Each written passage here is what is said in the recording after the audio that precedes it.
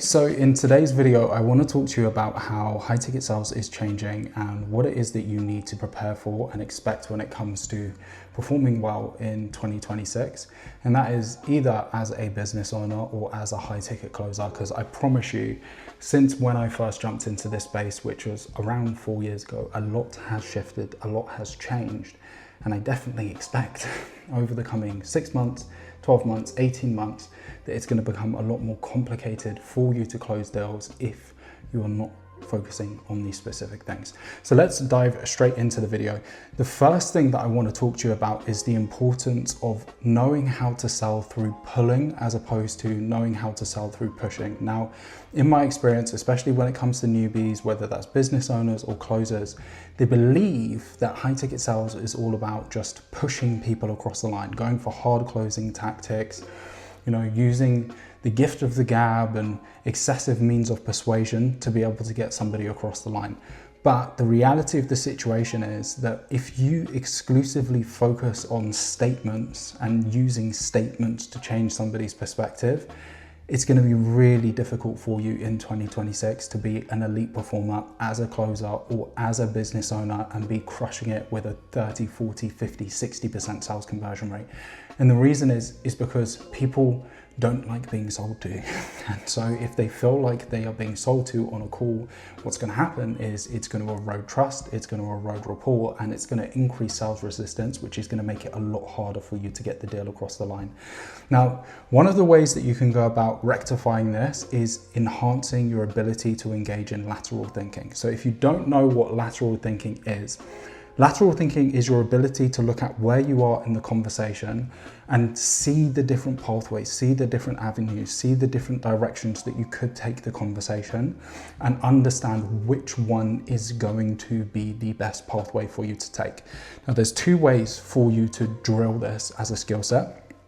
First thing is just take more calls, right? If you've taken 1,000, 2,000, 3,000 sales calls like I have, then every day when you're jumping onto sales calls, it's like Groundhog Day because you've had the same conversation 1,000, 2,000, 3,000 times.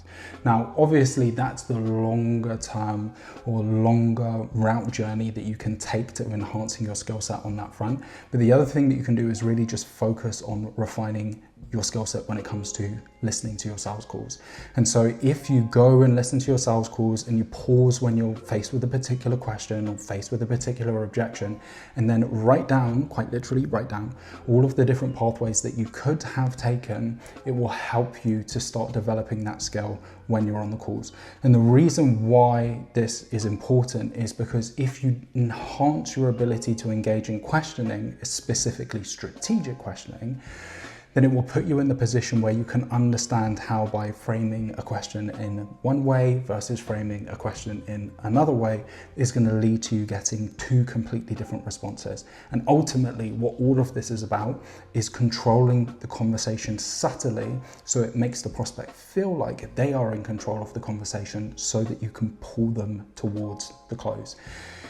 And the best part about pulling the prospect towards the close as opposed to pushing the prospect towards the close is because there's less pressure, right? Especially if you're dealing with inexperienced buyers or even when you're dealing with experienced buyers who've had bad past experiences.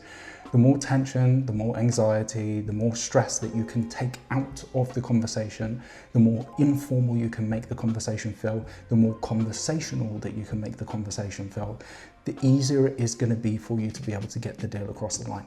And there's a few different reasons why that is the case, but one of them is that the prospect will just inherently trust you more. They will believe and see that you do actually have their best interests at heart. And for you, this isn't just about making money. It's more about actually aligning your product, your service, your offer, whatever it might be, with their desired outcome and actually helping them to get to that end state.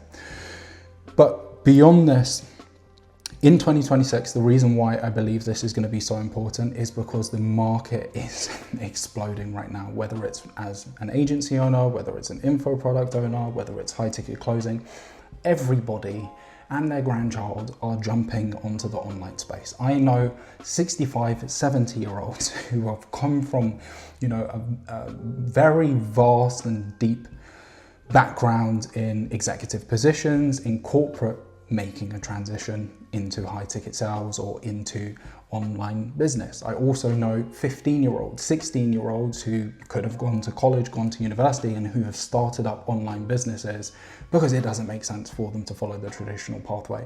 And so if you are just following the basic run-of-the-mill sales advice that you find online on Instagram or TikTok, where people are saying, hey, this is how you go about handling a particular objection, use this script, and you're using hard closing tactics, I promise you it's not going to work. And the core reason is because people are just wary. They are cautious. They are aware of all of these tactics. They are researching themselves how to use these tactics to close deals. And so you really need to understand the fundamentals behind sales to develop your own skill set, your own style, your own scripts to be able to have longevity in this game.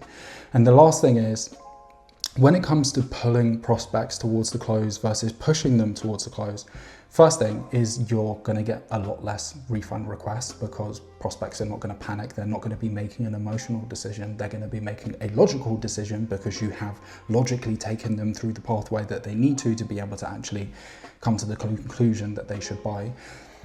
But the second thing is, because they are more committed, because they have the emotional piece from you getting the emotional buy-in, but also the logical piece of understanding exactly why this is the right pathway for them to take, they are going to be more committed to doing the work, right? And obviously, the conversation is slightly different. If you're a closer, you're probably more focused on just the transactional element of closing the deal.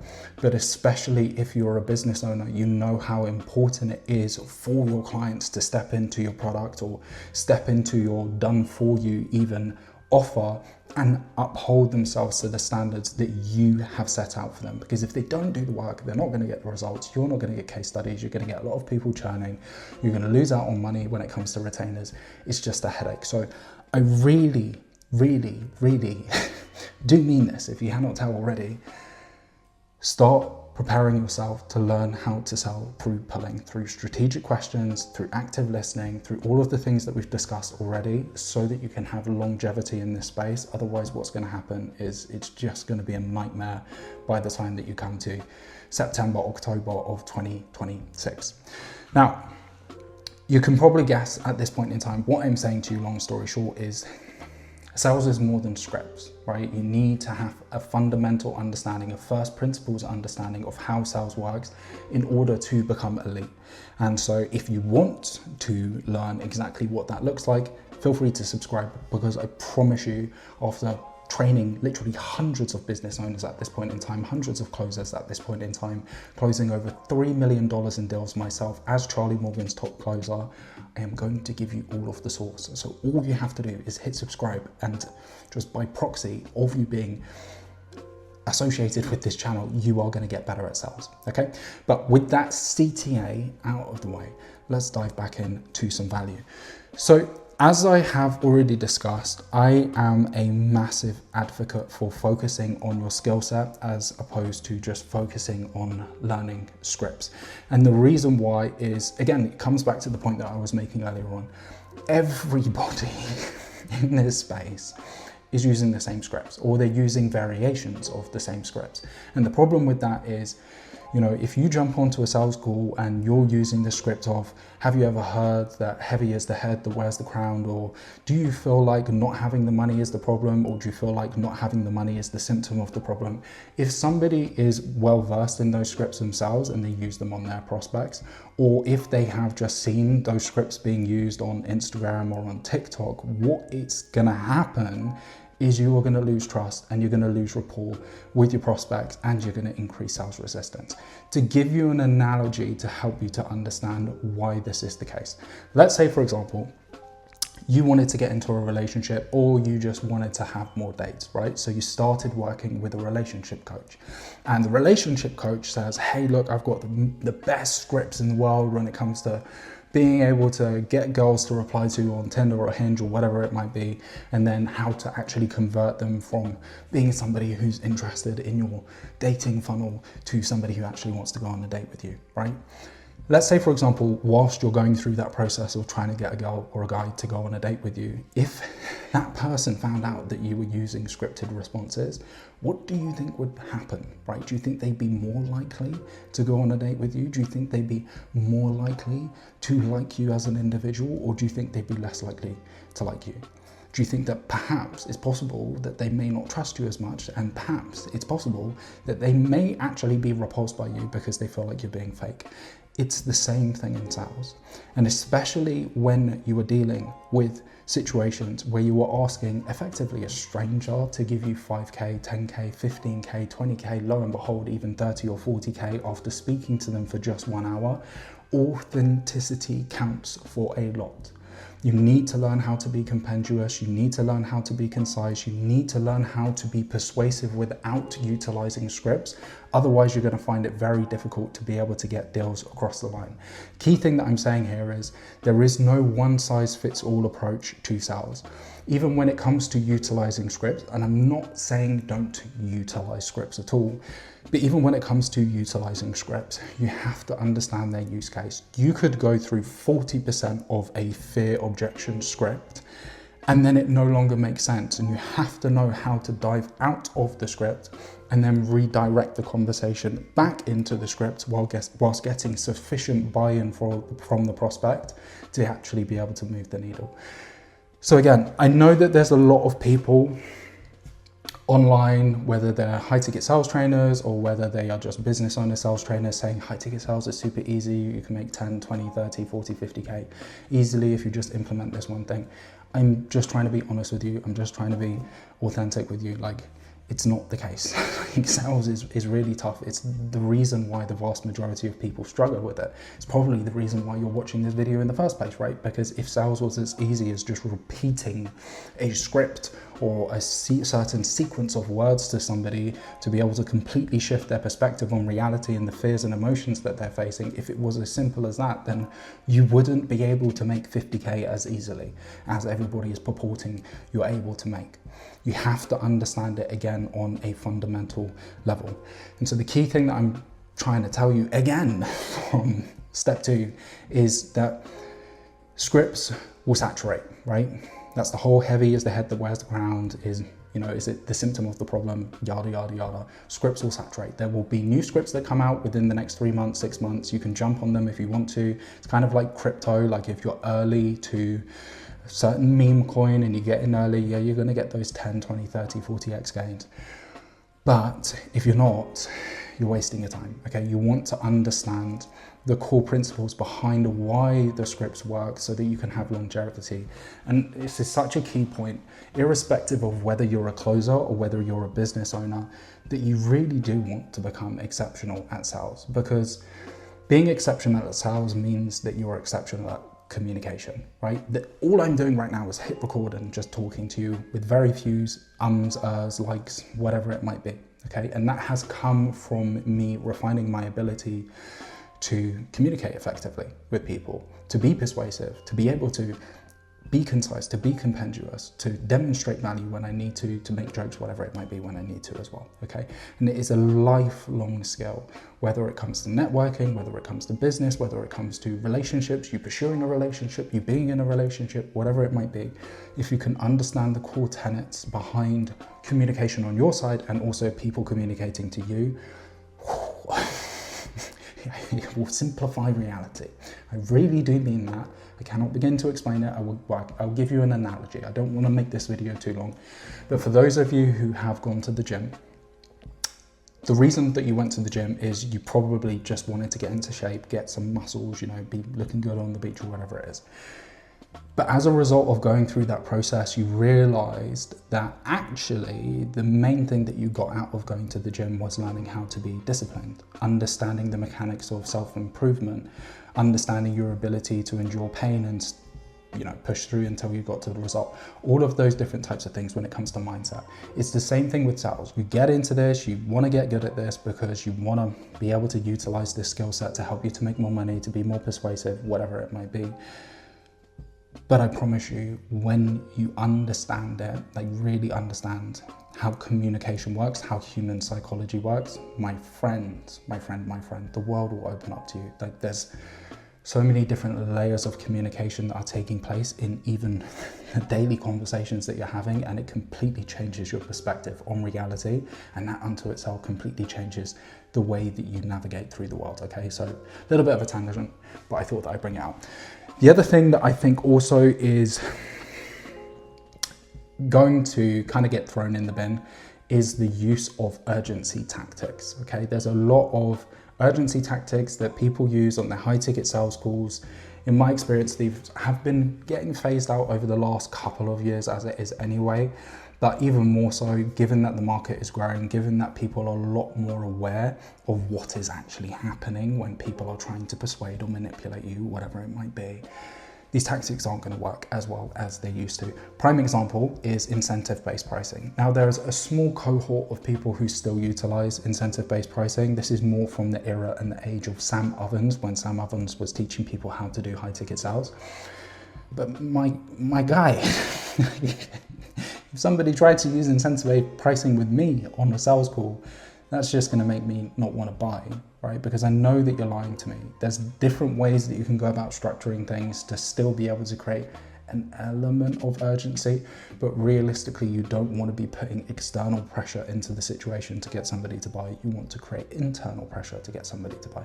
That unto itself is a whole nother topic. If you want me to cover certain topics, by the way, drop a comment, right? Like I'm more than happy to go into detail on all the different areas and aspects of sales because I'm a fucking nerd and I love this shit. So drop a comment if you want me to cover a certain area of sales. But beyond this, it's also using incentive-based deposits or incentive-based guarantees, aka if you don't make a decision on the call, then yada, yada, yada is not going to happen. If you don't make a decision on the call, then we're not going to give you a guarantee. You're going to destroy rapport. You're going to destroy any trust that you're building up, right? Like it's a cheap tactic to be able to try and get to the end goal. Again, if you understand the principles of how sales works, you don't need to do that. There's different pathways that you can take. You can probably understand the key point that I'm making time and time again in this video is you just have to learn how sales works. And I will explain at the very end of this video why that is the case and why if you don't, you're fucked. Okay, I'm just being completely honest with you, you're really going to struggle. But it does just come back to the fact that more people are aware of the tactics that are being used on high ticket sales calls, and you have to up your game. You have no choice. Okay, last thing is on this front, when it comes to using incentive-based pricing or incentive-based deposits or incentive-based guarantees, unless you are doing it in a way where it genuinely is aligned with the prospect's interests, I wouldn't recommend it because you're falling into the camp of being a hard closer as opposed to a collaborative closer or a consultative closer. And from what I have seen, the very best closers that I know who are closing at 40, 50, 60, 70%, they all fit into that latter camp of being collaborative closers or being consultative closers, not just people who force people to pull out their credit card and make decisions that maybe they shouldn't make just because they want to make some money. Okay, pushing on from this, it's pitching. Pitching, in my opinion, is going to change dramatically. It already has changed to quite an extent. Some of you may have started adapting your pitches. Some of you may still be using some of the old school tactics for pitching. To give you a little bit of clarity on what that looks like, old school tactics are super high level. It's a one size fits all approach to the pitch. It's you're perfect for this because this is our ICP and you just change the range of what your ICP is making and they want to make X to X. When you just change the range of what that looks like, it's not going to work, right? You need to have a tailored approach to your pitch. And this comes from you taking extensive notes in the line of questioning. And if you want to understand exactly how to go about taking your notes, there is a video on my YouTube channel showing you in depth exactly how to do that so you can tailor your pitch prior to you getting to the pitch. but it requires you tailoring your pitch on the fly.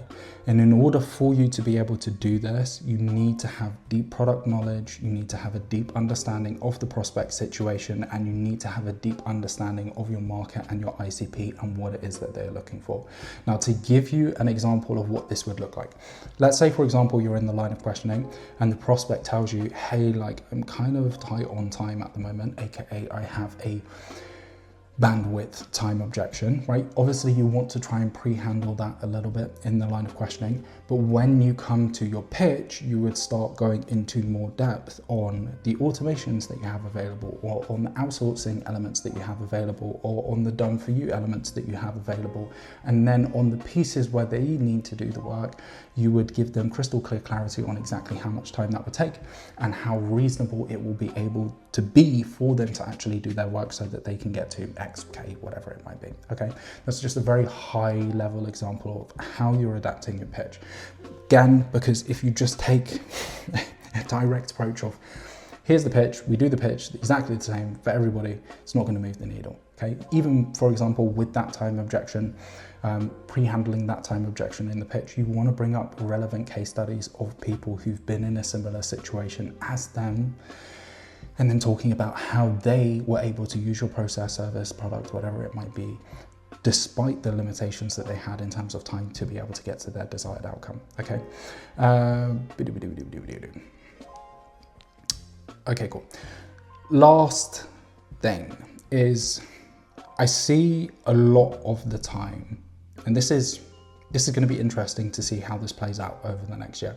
I see a lot of the time people talking a lot now in the high ticket sales space about the line of questioning and how the line of questioning is the most important thing. The reason why you're not closing deals is because you haven't mastered the line of questioning. And I don't necessarily disagree with that. The line of questioning is really important. If you can pre-handle certain objections before you get to the pitch, or even before you get to the objection handling phase, you're going to fare a lot better than you would if you did not.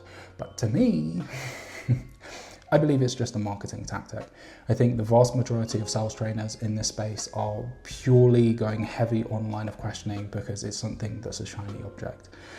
Now, there are caveats with this. I'm not overtly saying, like, again, to make this crystal clear, that the line of questioning isn't important. It is. But if I had to choose between being exceptional at the line of questioning and okay, pretty mid at pitching and pretty mid at objection handling, or exceptional at pitching and then mid at line of questioning and objection handling, or exceptional at objection handling and then mid at line of questioning and pitch, I would always choose to be exceptional at objection handling. Because if you can handle every single objection under the sun, then you'll always close. But if you're good at or great at line of questioning and then the rest of the areas are not that strong, you're still going to find yourself in the position where you can't close. The other thing is, the principles for the objection handling phase to a large extent are the same as the principles that you would follow for the line of questioning. Again, when it comes to active listening, when it comes to strategic questioning, when it comes to taking tangents and then bringing the conversation back on track, whatever it might be, right? But the complication and the issue that I see a lot of closers and I see a lot of business owners struggling with when it comes to focusing too heavily on the line of questioning is they don't know how to control the conversation. They don't have the technical ability that is needed to be able to move efficiently through the line of questioning to reduce sales resistance. The other thing is, if you have only just met somebody and then you're really starting to challenge their beliefs, or you're really, to an extent, it can feel like you're attacking them for the perspective that they have on their life or their situation or their business. If you've only been talking to them for 5 to 10 minutes and you haven't built up sufficient rapport, people are going to jump off the call. And I am sure that you have experienced that yourself if you have been buying too heavily into this whole line of questioning thing, okay? So the prediction that I am making on that front is that, you know, people are going to start pushing back in the direction of the objection handling phase and refining their skills when it comes to objection handling. But the truth of the matter, people, is, again, that you just need to be exceptional across the board. And that is no easy task. Now, Jack, the question that I'm sure you're asking me is, Jack, what is the solution to all of this? And that is to look at sales from a first principle standpoint, right? It is to focus on the soft skills. And in terms of the soft skills, what I mean is active listening, I mean tactical authenticity, tactical empathy, tactical silence. I'm talking about strategic questioning. I'm talking about mastering analogies. I'm talking about being able to control your frame. I'm talking about understanding how to control a conversation, the nuance that comes with using X verbiage or Y verbiage and how that impacts the overall direction of the call, aka lateral thinking. I'm talking about being client orientated plus countless other things.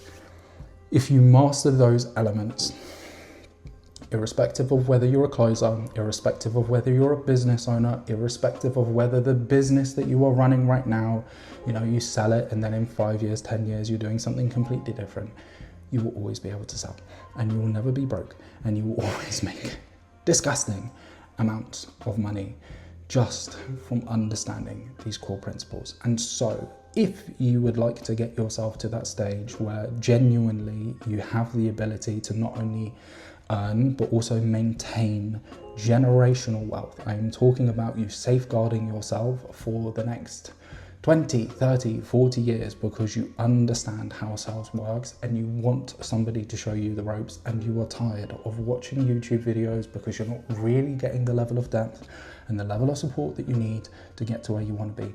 There is a link in the description for you to book a call. And I'm telling you now, this is not going to be a high pressure conversation. Hopefully, if you have heard what I'm saying to you throughout this entire video, I don't advocate for hard closing at all, right? On that call, I will have a look at your existing sales process. I will have a look at your existing skill set. If I can help you to improve it, I will tell you that I can help you to improve it. And I will show you exactly how you can get to where you want to be. And if I can't help you, then I will tell you so. And I will point you in the direction of somebody who might be a better fit. But with all of that said, I appreciate the time. Again, if you want to subscribe, feel free to subscribe, but enjoy yourself. And I will see you just now.